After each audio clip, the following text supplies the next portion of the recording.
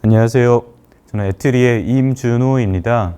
오늘 엑소브레인 기술에 대해 소개를 드리도록 하겠습니다. 제가 소개해 드릴 기술은 크게 세 가지이고요. 첫 번째는 한국어 언어 분석 기술, 두 번째는 한국어 언어 모델 및 딥러닝 응용 기술, 마지막 세 번째는 한국어 단락 독해 기반 심층 질의응답 기술에 대해 소개를 드리도록 하겠습니다. 우선 첫 번째로 한국어 언어 분석 기술에 대해 말씀드리겠습니다. 한국어 언어 분석 기술은 사람이 언어를 이해하는 방식을 모사해서 텍스트에 기술된 언어의 뜻과 의미를 분석하는 기술입니다. 저희는 이 기술을 위해 기술의 축을 크게 두 가지로 구분을 하였습니다. 첫 번째는 그래뉴얼리티라고 해서 어휘 레벨의 이해인지 아니면 문장 레벨의 이해인지 아니면 문장과 문장 사이의 관계에 대한 이해인지 하는 축이 하나가 있고요. 두 번째는 이해하는 깊이입니다. 심벌 프로세싱 레벨인지 신택틱 레벨인지 혹은 세만틱 레벨인지 하는 두 가지 축을 기준으로 해서 어휘에 대한 문법 이해는 형태소 분석, 어휘에 대한 의미 분석은 개체명 인식과 어휘 의미 분석이 있고요. 문장에 대한 문법은 의종 구문 분석, 문장에 대한 의미는 의미역 인식, 그리고 문장과 문장 사이의 관계는 상호 참조 해결과 생략어 복원이라는 기술로 세부 기술을 구성을 하였습니다. 다음으로 각 기술의 관련성에 대해 말씀을 드리겠습니다. 우선 입력 문서가 있으면 이 문서에 대해서 문장 분리를 수행을 하게 됩니다. 그리고 각 문장에 대해서 기본적으로 형태소 분석이라고 하는 걸 거치게 되고요. 다음으로 형태소 분석된 결과를 기반으로 동음이어 분석 및 다이어 분석을 수행을 하게 되고, 그리고 이제 새로 나온 개체들을 인식하는 개체명 인식, 그리고 엔터티 정규화 단계를 거치게 됩니다. 이 결과들을 기반으로 해서 의종 구문 분석을 수행을 하게 되고요. 앞에서 나온 모든 인식 결과를 기반으로 마지막에 있는 의미역 인식 기술을 수행을 하게 됩니다. 이 각 세부 기술에 대한 실제 구성도, 흐름 예제를 보여드리도록 하겠습니다. 소피스트란 그리스어로 지혜로운 사람이란 뜻으로 와 같은 문장이 있으면 이 문장에서 소피스트가 명사다, 라는 조사다, 그리고 가르쳤다와 같은 단어들은 가르치다가 이제 원형이다, 와 같은 것들을 인식해 주는 게 형태소 분석이 되겠고요. 다음으로 개체명 인식은 소피스트는 어떤 직업을 나타낸다, 와 같은 고유 명사들에 대해서 혹은 새로 나오는 영화명과 도서명들이 어떠한 의미인지 하는 것들을 인식하는 게 개체명 인식이 되겠습니다. 다음으로 엔터티 정규화는 예를 들어서 저희 충무공 이순신 장군과 같은 경우 한 문서에는 이순신 장군이 나오고 다른 문서에 충무공이 나왔을 때 둘 다 위키백과에 있는 이순신 장군에 해당한다라고 인식을 하여서 두 개체가 동일한 개체다라고 인식하는 게 엔터티 정규화 기술입니다. 다음으로 동음이어 분석 같은 경우는 표준 국어 대사전에 여러 가지 의미가 있는데 그 중에 몇 번째 의미인지를 찾는 게 동음이어 분석입니다. 예를 들어서 자라고 하는 글자가 있으면 사람들은 길이를 재는 자, 사람을 나타내는 자와 같은 두세 가지 의미를 생각을 하지만 국어 대사전에는 18가지 이상의 의미가 있고요.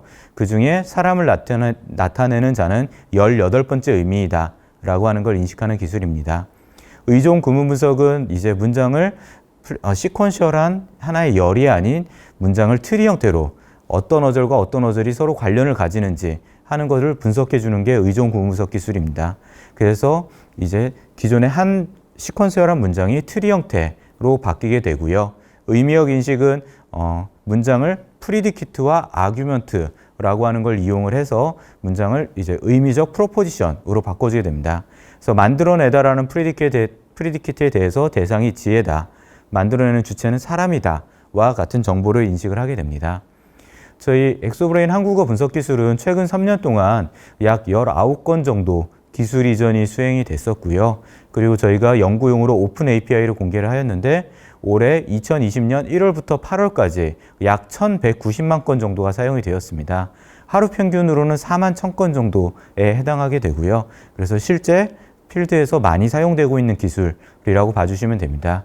그리고 저희가 이 기술을 개발하면서 TTA와 혹은 아이소나 ITU와 같은 국내 표준 및 국제 표준을 같이 수행을 하였습니다. 그래서 저희 엑소브레인 기술이 현재 한국어 언어 분석하는 국내 표준에 해당하는 기술이다라고 이해를 해주시면 됩니다. 네. 그리고 한 가지 지금까지 말씀드린 기술은 저희 문어체 책이나 뉴스 기사와 같은 어체를 분석하는 기술이었다면 저희는 구어체, AI 스피커에 쓰이는 언어나 혹은 챗봇과 같은 곳에 쓰이는 언어를 분석하는 구어체 한국어 언어 분석 기술을 개발을 하였고요. 지난 8월에 언론에 홍보를 하였습니다. 이 구어체 언어 분석 기술은 기존에 있던 문어체 모델 대비 오류를 약 40%가량 개선을 하여서 크게 성능이 개선된 기술이라고 봐주시면 되고요. 약 10월경에 이 구어체 언어 분석 기술도 같이 기술 이전이 공고가 될 예정입니다. 네, 다음으로 딥러닝 기술에 해당하는 한국어 언어 모델 및 응용 기술에 대해 말씀을 드리겠습니다. 우선 자연어 처리에 딥러닝 기술을 적용하는데 한 번에 큰 변화가 있었습니다. 처음에는 1세대 기술이라고 해서 각 태스크, 형태소 분석이나 기계 독해와 같은 각 태스크별 학습 데이터를 가지고 각 태스크에 해당하는 딥러닝 모델을 개발하였다면 버트가 나오고 난 2세대부터는 이제 대용량의 로우 텍스트를 가지고 범용적 공통 언어 모델을 학습을 하게 됩니다. 그리고 이 언어 모델에다가 각 태스크의 학습 데이터에 해당하는 거를 파인 튜닝이라고 하는 걸 거치게 되면 기존에 있던 1세대 모델들 대비 약 10% 이상 크게 정확도가 개선이 되게 됩니다. 그럼 여기에서는 어려워지는 게 이 범용적 언어 모델을 학습을 하는 게 보통 한 달 혹은 두 달 굉장히 오래 걸리고 어려워진 작업이 되고요. 저희 코버트 언어 모델도 이 범용적 딥러닝 언어 모델에 해당하는 기술이라고 봐주시면 됩니다.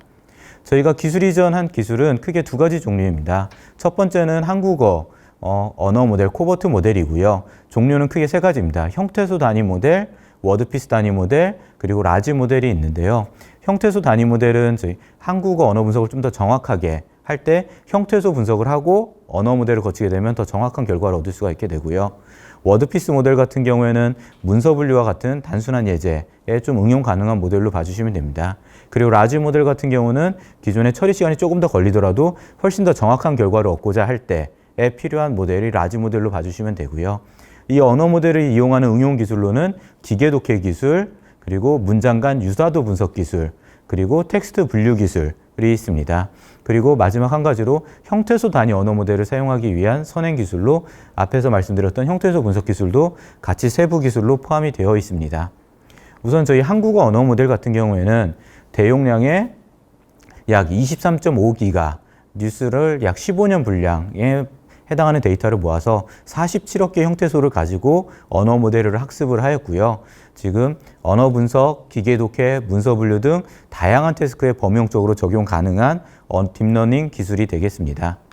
다음으로 기계 독해 같은 경우에는 질문과 단락이 주어졌을 때 정답을 찾는 기술이 되겠고요. 이 기술 같은 경우에는 학습 데이터와 유사한 평가 데이터에서는 성능이 잘 나오지만 학습 데이터와 좀 상이한 도메인의 평가 데이터에 가면 성능이 떨어진다라는 일반화 문제가 있습니다. 저희는 이 일반화를 개선하기 위해서 많은 노력을 하였고요. 그래서 단답형뿐만 아니라 서술형 답변에 대해서도 어느 정도 정확한 성능을 내는 기계 독해 모델을 개발하기 위해 약 22만 개의 질문, 단락, 정답, 학습 데이터를 가지고 학습한 기계 독해 모델을 개발을 하였습니다. 그리고 이 모델 같은 경우는 형태소 분석을 수행을 하여서 동작을 하기 때문에 앞에서 말씀드린 형태소 분석 기술이 선행 필수 기술로 필요하게 됩니다. 다음으로 한국어 문장, 의미, 유사도 분석 기술에 대해 말씀을 드리겠습니다.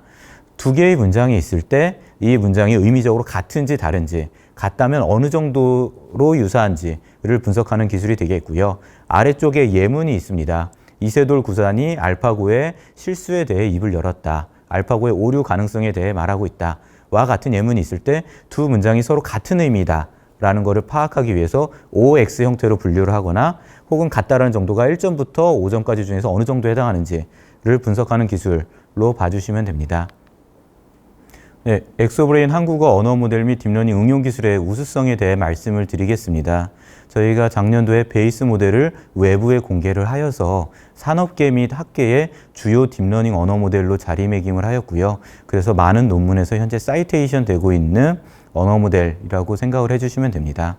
그리고 두 번째로 구글에서 배포한 한국어 모델 대비 평균 약 4.5% 정도 우수하게 평가가 되었습니다. 5개의 범용적 태스크들을 대상으로 비교 평가를 하였고요. 평가한 결과는 저희 공개 사이트에 같이 공개가 되어 있습니다. 다음으로 작년도 10월 달에는 저희가 한국어 기계독해 챌린지에 참가를 하여서 1위를 하기도 하였습니다. 그리고 마지막으로 올해 5월에 이 딥러닝 언어 모델 기술을 기술 이전 공고하였을 때 한 달 사이에 약 4건 정도 기술 이전 계약이 체결이 되었습니다. 네, 마지막으로 단락독해 기반 심층 질의응답 기술에 대해 말씀을 드리겠습니다. 심층 질의응답 기술은 사용자의 질문에 대해서 원하는 정답을 찾아서 사용자한테 제시해주는 기술로 저희 사내 기술 문서나 규정집과 같은 어떤 문서를 검색하는 곳들에 다 적용이 가능한 범용적 기술로 봐주시면 되고요. 현재 사람들이 문서를 검색할 때 보통 파일명, 파일의 내용과는 상관없이 파일명을 가지고 검색을 하게 되는데 실제 내용에 기반해서 사용자한테 답을 해주는 기술이라고 봐주시면 되고 현재 이 분야를 가장 열심히 연구하고 있는 그룹도 구글이라고 봐주시면 됩니다. 저희가 개발한 기술은 일반 분야는 한컴의 지식검색 메뉴로 한컴 오피스에 탑재가 되었고요. 법령 분야 기술은 마지막에 사업화된 내용에 대해 말씀을 드리도록 하겠습니다. 심층 질의응답 기술은 사용자의 자연어 질문에 대해서 정답이 기술된 단락을 실시간으로 검색을 하고 기계 독해를 통해서 정답을 사용자한테 제시해주는 기술이라고 생각을 해주시면 됩니다. 세부 기술 요소로는 앞에서 말씀드렸던 딥러닝 언어 모델 혹은 한국어 질문 분석 그리고 시멘틱 검색 그 다음에 코버트 기반 딥러닝 재순위화 및 기계 독해 기술 다음으로 FAQ 검색 기술 마지막으로 분산 처리 플랫폼 기술이 다 같이 포함이 되어 있고요. 이 중에서는 이제 두 가지 재순위화 및 기계 독해 기술과 FAQ 기술에 대해 소개를 드리도록 하겠습니다. 지금 재순위화 기술은 검색된 다수의 단락으로부터 상용화 가능한 수준의 속도와 성능을 만족하면서 정답을 제시해주는 기술이라고 봐주시면 되고요. 검색된 단락이 여러 가지가 있을 때 그 중에 정답을 포함하고 있을 가능성이 높은 단락을 검색을 해주는 게 이제 재순위화 쪽입니다. 그래서 답이 포함되어 있을 가능성이 없을 단락은 필터링을 하게 되고요. 답이 포함되어 있을 가능성이 높은 단락을 상위로 올려주게 됩니다. 그리고 이렇게 검색된 단락에서 정답을 찾아서 사용자한테 제시해 주는 게 뒤에 있는 코버트 리드 모델, 기계 독해 모델에서 하는 기술이 되겠습니다.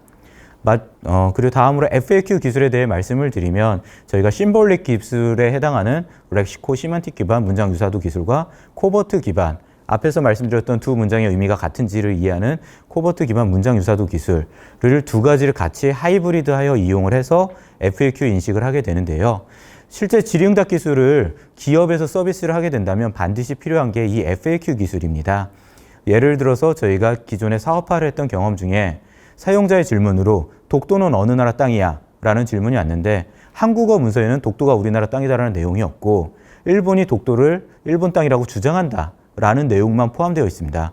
그래서 기계 독해나 질의응답 기술을 이용하게 되면 일본 땅이다 라는 오답이 나가게 되는데 이와 같은 경우는 굉장히 크리티컬한 오답이 됩니다.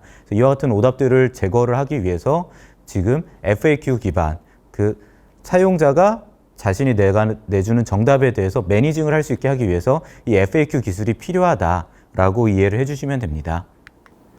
예, 저희 단락독해 기반 심층 질의응답 기술은 올해 국회 도서관과 국가과학기술연구회의 법무자문 서비스로 기술 도입이 진행 중입니다.